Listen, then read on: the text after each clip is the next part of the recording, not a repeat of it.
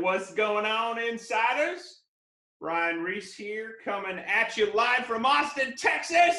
Let's talk about IBS, irritable bowel syndrome. Okay, it can be rated at 0%, 10%, or 30%. Okay, that's the highest you're going to get for irritable bowel syndrome. And by the way, IBS and GERD, gastroesophageal reflux disease, are not the same thing. They have different symptoms, okay, even though they're sort of interrelated into the gastric areas, all right, they're different ratings, okay. GERD is rated under hiatal hernia, under 38 CFR Part 4 of the Schedule for Rating Disabilities, whereas IBS is rated under irritable colon syndrome, okay. They can be rated separately. You could have a VA rating for GERD, and you could have a separate VA rating for IBS. Okay, GERD is severe heartburn, gastroesophageal reflux disease, whereas IBS is irritable bowel syndrome. Okay, so let's talk about this for a second. So many veterans suffer from IBS, okay, or the symptoms associated with IBS. All right, and it's uncomfortable. Goodness, nobody wants to have IBS issues. It affects all areas of your life, unfortunately, okay? And again, I mentioned that secondary service connection component because a lot of vets try to file IBS as a primary disability, seeking direct service connection, and it comes back denied. And you look at the VA's rating decision letter, and what does it say? Lo and behold, there's no evidence of any IBS type symptoms, no diarrhea, no headaches, no stomach issues, no chronic fatigue, no other issues related to IBS. There's no mention of it in your active duty service treatment records. Denied. Okay.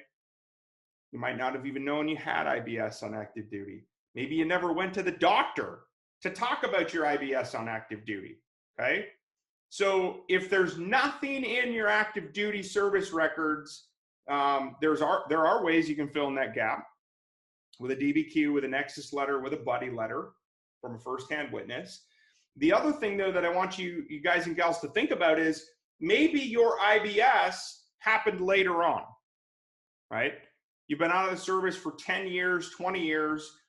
Maybe your IBS was caused or made worse. Maybe it was proximately due to or aggravated by the effects of another service-connected disability. Maybe even there's an interim link to the side effects of medications you're taking to manage symptoms of another disability that's already service-connected. Guess what? It's eligible to be connected that way under the law, okay? So what the heck is IBS? Let's talk about it. It's very common. I did a whole bunch of research for today's live. IBS is an extremely common disorder that affects many Americans, but also a lot of veterans. It affects your large intestines. The main symptoms of IBS: cramping, bloating, gas, stomach pain, diarrhea, constipation. Okay, those seem to be the general symptoms that most veterans report. And by the way, IBS is a chronic disability, meaning it can occur over long periods of time.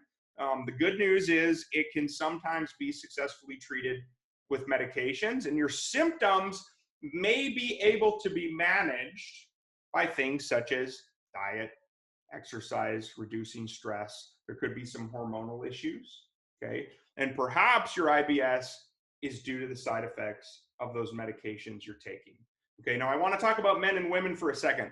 This is crazy. According to medical research, women are twice as likely, 2x, to have IBS than men. Okay, and we don't know exactly why. There's no direct causal relationship, but medical professionals think that it might have to do with hormonal changes. Okay, but that's something to keep in mind, especially if you're a female veteran. Okay. Now, again, we talked about secondary service connection and the elements there. So if you're trying to connect IBS secondary to something else. Maybe it's IBS secondary to PTSD, IBS secondary to migraines, IBS secondary to whatever, right? You have to still have a medical diagnosis of IBS, okay? You've already got the other disability service connected, so that satisfies part 2 under the law. And then part 3 is there must be medical nexus evidence connecting the two, okay? That's where a lot of vets go wrong, okay? Medical nexus evidence that connect the IBS secondary to another service-connected disability. Okay, that's where the medical nexus letter comes in. Okay, so we talked about the symptoms: abdominal pain, cramping, bloating, gas, diarrhea, constipation. Sometimes you may even have mucus or bloody stools. If you've got this stuff going on, by the way, please pick up the phone and call your doctor. Okay, because I am not a doctor, right? I'm not a VA accredited attorney. I'm not a lawyer. I'm not a VSO. I'm not associated with the VA in any way. Okay, this video and its contents are for educational and informational purposes only. Please do not ever use what we're talking about today as medical or legal advice, because it isn't. Okay, it is not medical or legal advice. Okay, but a lot of vets want to know, is IBS a VA disability? Absolutely it is. Okay, IBS is eligible under the law, just like a whole host of other disability conditions. It can be rated at 0%, 10%, or 30%. Okay, and by the way, if you're looking or you want to check this out when we're done, you can go to 38 CFR, Part 4, the Schedule for Rating Disabilities. It's listed under Diagnostic Code 7319, okay, which is irritable colon syndrome, okay? That's how the VA rates IBS, 7319, irritable colon syndrome, okay? Now, this is what a lot of vets want to know is, okay, Brian, I'm service connected for IBS, but I'm only at 0, right? Or I'm service connected for IBS, but I'm only at 10, right? How do I qualify for the higher rating of the law? All VA disability ratings, once you have a diagnosis, once you can prove service connection under the law, regardless of the service connection method of how you get there, okay? Then the final rating always comes down to symptoms, severity of symptoms. Now, when I talk about severity of symptoms or severity of IBS or severity of sleep apnea or severity of PTSD, it comes down to frequency, severity, duration, okay? Remember those terms: frequency, severity, duration. The more severe your symptoms, the higher the VA rating, okay? So let's talk about the 0, the 10, and the 30, okay? I want to read these. I'm going to pull them up on the screen here just so that I don't miss a keyword, okay? But let's start at the bottom. So let's talk about the 0% rating for IBS. It's listed under the law as mild disturbances of bowel function with occasional episodes of abdominal distress, okay? So again, what jumps out at you? Mild disturbances of bowel function with occasional episodes of abdominal distress. That means you don't have much going on. Abdominal distress, by the way, means stomach pain, right? That means you don't really have symptoms, right? Maybe they come and go. Maybe they're managed continually with the use of medication, okay? Now let's jump up to the 10%. Okay, we see the word moderate introduced. Mild moves to moderate.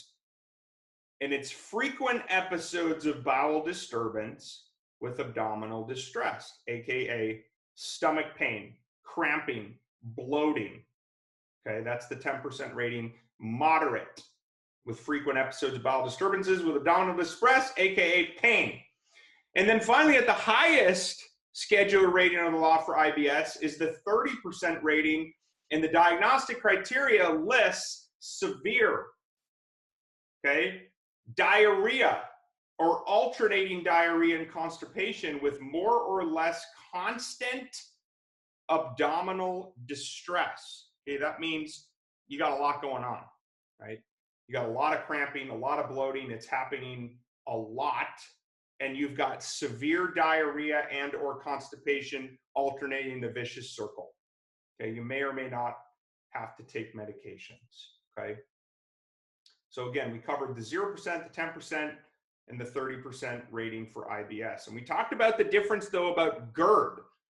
GERD and IBS are not the same thing. They're two separate conditions. Now, some of the symptoms might be interrelated, okay? But as long as you can explain and differentiate the symptoms attributable to each, you're eligible for both conditions under the law. So for example, you could be rated at 60% for GERD, secondary to your migraines, and you could also be rated at 30% for IBS, secondary to your migraines. And maybe the GERD and the IBS are proximately due to the result of or were aggravated by the medications that you're taking for your migraine headaches, okay? Again, anything dealing with gastric issues, right? Abdominal issues, if you're taking medications to manage issues with service-connected disabilities, very, very commonly linked, gang, that those medications can aggravate, exacerbate the conditions, the symptoms of GERD and IBS. And aggravation is an essential component of secondary service connection under the law, okay? All right, so we talked about that. We talked about IBS. By the way, IBS can be secondary to PTSD, right? Very common. SSRIs, so maybe you're taking antidepressants, maybe you're taking anti-seizure medications. There's a bunch of those out there. But if you're taking mental health medications, a lot of the side effects of those are headaches, nausea, vomiting, diarrhea, constipation, right? So perhaps that's your link. If you believe, right, legally, morally, ethically, medically, that your IBS is proximately due to or the result of or is aggravated by the service-connected PTSD or mental health condition. Okay, again though, what you're gonna wanna make dang sure that you do, I think, again, this is my opinion, is that you need to get a medical nexus letter from a qualified medical professional, because you need medical nexus evidence to connect the secondary condition with the primary condition, okay?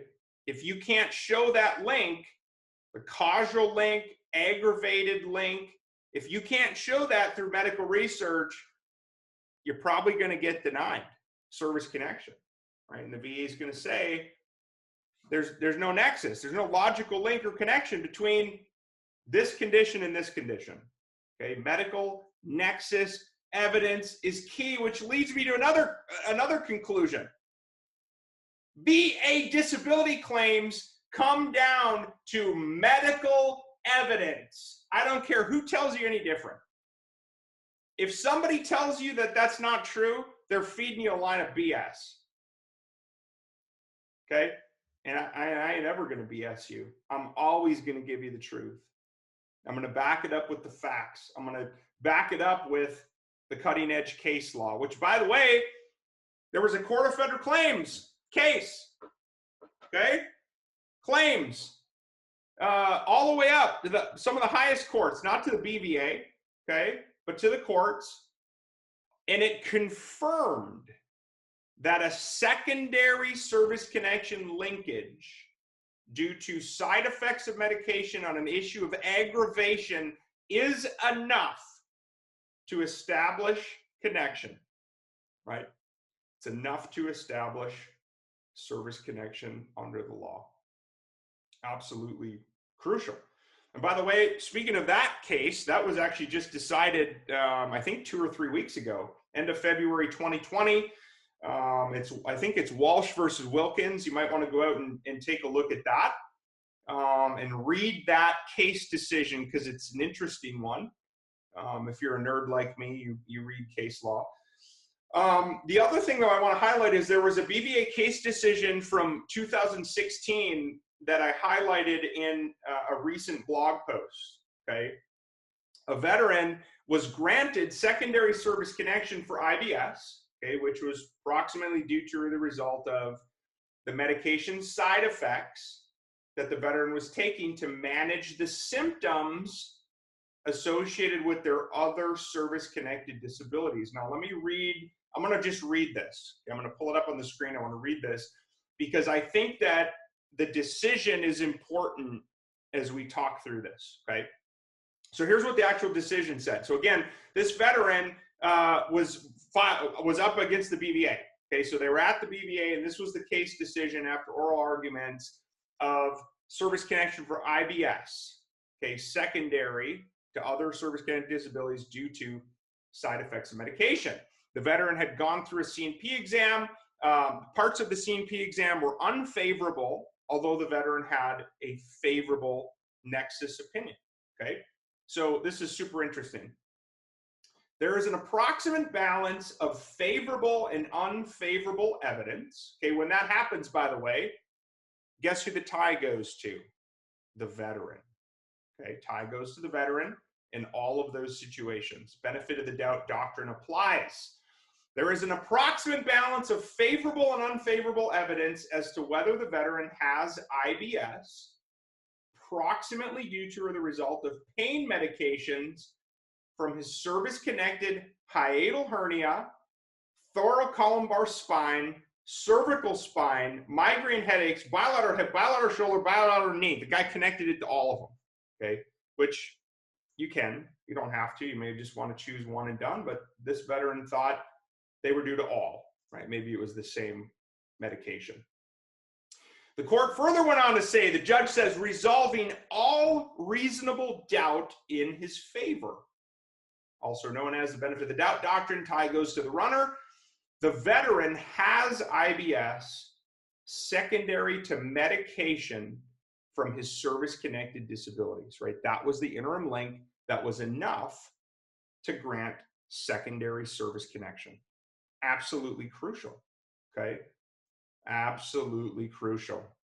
All right. We talked a lot about IBS. Again, another digestive issue. IBS is a high-value claim. A lot of vets are entitled to and are eligible for the 30% rating under the law. Now, you might not be. Right? You might only be eligible at 10. You might only be eligible at 0. Okay. But I do think it's important that regardless of what your symptoms are today, you go ahead and get your IBS service connected in case it gets worse, right? Because if it gets worse, you're not going to want to worry 20 years from now, oh crap, I never filed it, I never got it connected, okay? Chances are it's going to be harder for you to service connect it at a later date, okay? Again, you guys need some help. If you're stuck, if you're frustrated, if you're underrated, if you need more medical evidence to prove your condition, to try to prove service connection under the law, okay? If you want to take advantage of our educational resources inside of our elite membership program, okay? Over $13,000 worth of value that you get for free upfront, and you only pay your membership dues at the end of the program if and only if the resources helped you. There's literally no risk to you. The risk to you is you don't take action, you don't get the results, right? Okay, maybe the risk is you lost some time, okay? The independent medical professionals at extreme discounts, that's gonna cost you a little bit out of pocket. That doesn't go to us, that pays to them directly, okay? But your risk is extremely low for a potential reward that you're due, owed, deserving of by law, okay? Again, we welcome you into our community with open arms. You're gonna get to speak to me. You're gonna see my smiling face. You're gonna see me say boom, okay? We're gonna walk this journey together. Veterans helping veterans all over the world to get the VA disability rating and compensation you deserve. Nothing more, nothing less. Okay. Again, there's a link here. You can start today for free. It's a 3-step intake at VAClaimsinsiderelite.com. If you're watching on YouTube later or recording on Facebook, you'll see it displayed across the bottom. Okay, you'll have to open up a web browser and type in VAClaimsinsiderelite.com. You're very welcome, Jeff. Love you, brother. All right, I'm going to take some questions. All right, I know a lot of you guys are already asking questions. That's fantastic. Thank you to my team, by the way, who's helping answer in the chat. I'm going to stick around here for a few minutes. So if you've got something, ask it, and I will do my dangest to help you out. Okay. If you are awarded SSD, somatic symptom disorder, is that static or is it only static if you're PNT? So technically, you can have a disability that's rated permanent, okay, and you're not PNT if the VA determines that it's not likely to improve. Chances are, again, I don't know your situation, Tim, but typically the only time a disability will be deemed static, right, meaning it's not going to change, is once you're rated 100% PNT, the VA can never lower your rating. Okay, but that's not to say that a condition isn't static, meaning it's not getting better. Maybe it's not getting worse, but it's not getting better. And typically after it's static for a certain period of time, the VA is not going to lower that rating. Okay, I think that's probably what you're asking.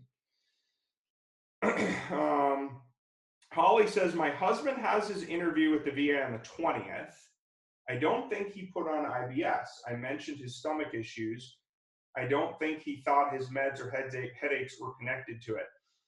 You absolutely can still add it, Holly. The risk is if you make changes now, okay, you cannot have more than one claim open at any one time. So if you open a new claim, and your husband still has this other claim going and he's got his appointment in 9 days, the risk is they're then going to combine the two and it can delay the claim. Okay, so it's totally up to you though. You may want to just let this other claim finish out and then decide if you're going to go back and open another one, right? You can always start over and add secondary IBS or secondary migraines later, okay? And that might actually be a good strategy because it'll give you time to go out and either get more medical evidence, maybe you need a medical nexus letter connecting the two. That's something to think about, okay? Okay, so TC says, I filed for GERD. On my e-benefits page, it says not service connected, but it also says related to environmental hazard and Gulf War. Yeah, let's talk about that for a minute. My doctor is treating me for GERD and IBS. If it's related to the Gulf War, why is it not service connected? That's a very good point, TC. It should be. So there's a whole bunch of presumptive conditions connecting to vets who served in the Gulf War from 1990 into the present day, okay? I think it's called the Southwest Pacific region, the Southwest Asia Pacific region. There's a bunch of bases listed. And essentially, Gulf War syndrome is something that we really don't know what it is. What we do know is we've done all this medical research and analysis and all these studies, and we know that about 35% of veterans who served in the Gulf War during these certain periods of time have these unexplained illnesses: chronic fatigue syndrome, diarrhea, bloating, headaches, fibromyalgia. There's a whole bunch of things. Chronic pain. There's a bunch of strange, unexplainable medical conditions that have happened to veterans who served during this period of time, 1990 through present day, in these specific areas highlighted on the VA's website related to the Southwest Asia Pacific theater, okay? Now, what a lot of vets always confuse is Gulf War syndrome cannot be rated on its own. Okay? You can't file a claim for Gulf War syndrome and say, I've got Gulf War syndrome. I think I should have 50%. It's not going to happen. What can happen is if you have an unexplainable illness or condition that you believe is linked to your service in the Gulf, okay? What's covered is the Gulf War syndrome is the link to establish service connection as long as there's functional impairment or loss, okay? Meaning the Gulf War syndrome is connected to a different service-connected disability that is eligible for a rating under the law. So TC, this could be a situation where, you know, maybe you filed GERD secondary to Gulf War syndrome, and the VA said, no, you know, you either didn't serve or, you know, GERD is not an unexplained illness due to Gulf War syndrome. Who knows what the situation is? I don't know if you had a medical nexus letter or not in your case, but if you didn't have one, you probably need one. Gulf War syndrome claims, by the way, are very commonly denied, mainly because nobody knows what it is. We don't know what it is. We don't know how it relates. So if we don't understand something, we just deny it. We get scared. All right.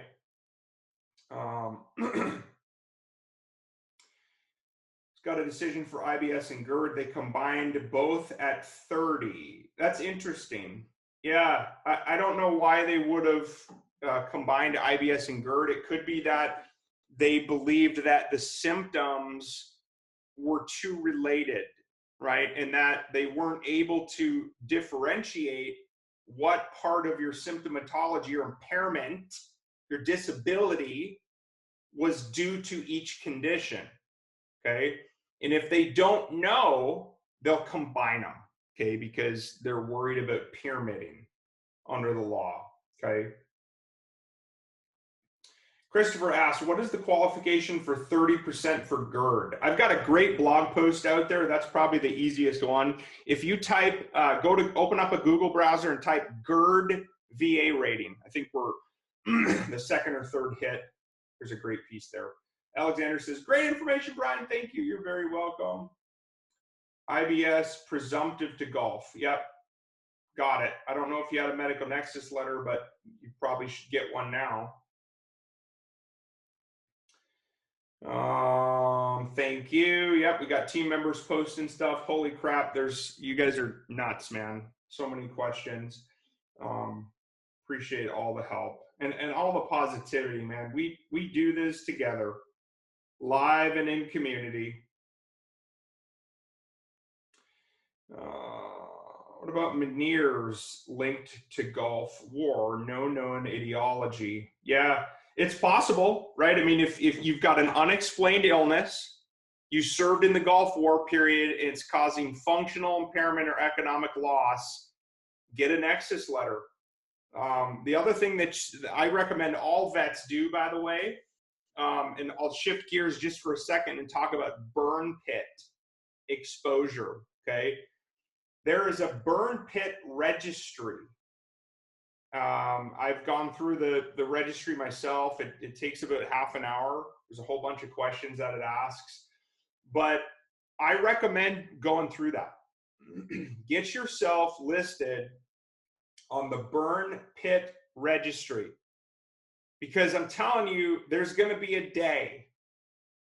There's going to be a day. It's already happening, right?